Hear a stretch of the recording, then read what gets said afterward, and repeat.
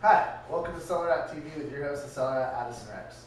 We've been having some really weird weather this May, so I thought that I would talk a little bit about anomalous weather and its effect on vines and grape production. A lot of people don't tend to associate farming with wine and winemaking, but it's really, it's an agricultural process that suffers from all of the same problems and vulnerabilities that any other crop has. And that includes any kind of harsh weather. Vitis vinifera, the species of grapevine that we make wine from, is an incredibly durable plant that can weather really harsh climates.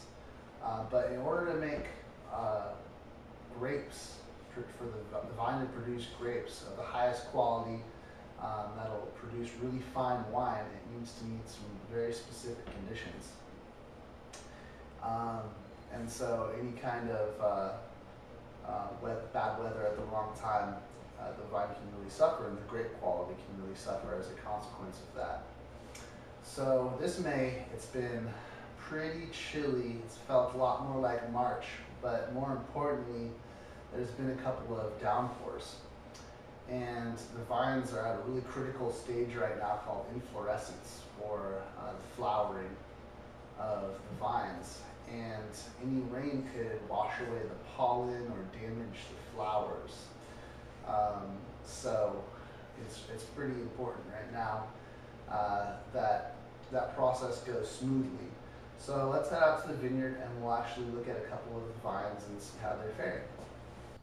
So we're here in one of Deerfield's vineyards, and this right here is actually a block of Syrah. So this is all Syrah, and these vines are just starting to go through inflorescence right now.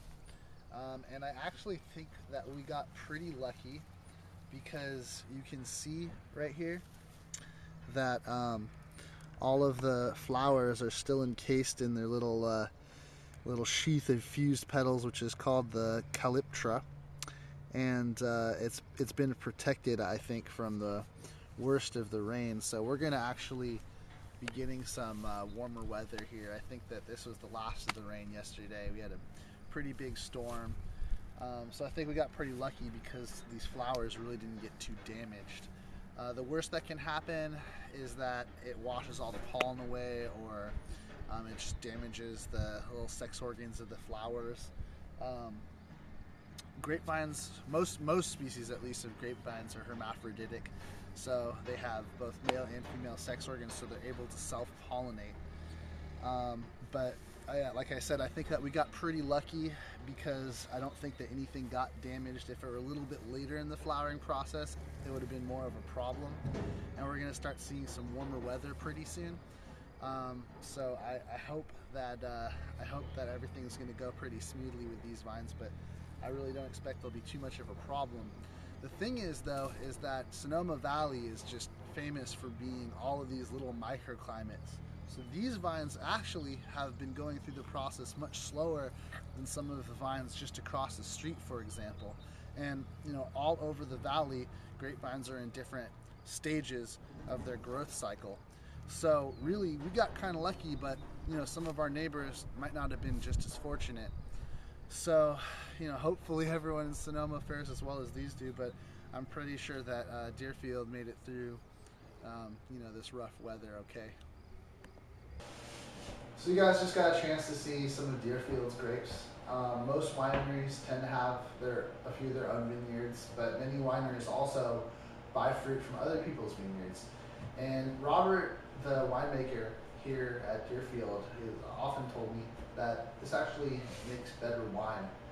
And That's really because winemaking and grape growing are two very different things, and people tend to be passionate about one thing or the other. You know, it's really biology versus chemistry, and the consequence of that is that the winemakers' grapes tend to be a little bit neglected, and the grape growers' wine, you know, is a little bit neglected as well.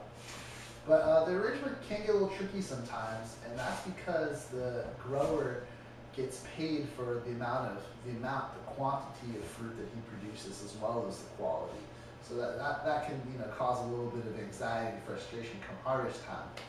Like for example, last harvest, we had an interesting situation where we got a little bit of early rain and our fruit was taking a little bit too long to ripen. So what happened was the heavy rains caused the roots to soak up too much water, and the grapes swelled up and the flavors got diluted.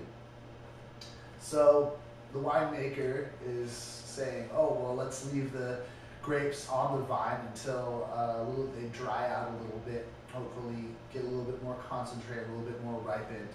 You know, whereas the grape grower, well, he's desperate to get his fruit off the vine and into the bin so it can get weighed and purchased. And so, you know, mold and mildew doesn't decimate his crop and he's left with nothing. But everyone in the situation is totally at the mercy of the elements. You know, it really is whatever Mother Nature is going to dish out. The good news is that the science of enology has come a long, long way, and nowadays, you know, we like to say that there's no such thing as a bad vintage. Yeah, and that's because, yeah, whatever Mother Nature has to dish out in a given year, well, the winemaker's got some tricks up his sleeve, his or her sleeve. And we have, you know, in California, we're just always investigating new winemaking techniques and putting them into use. But truly, the very best wines are always the ones that require the least amount of adjustment. The ones that are just a true reflection of the grapes that are hanging in the grower's vineyard. Well, that's all the time we have for this week. See you next week on Cellar Rat TV.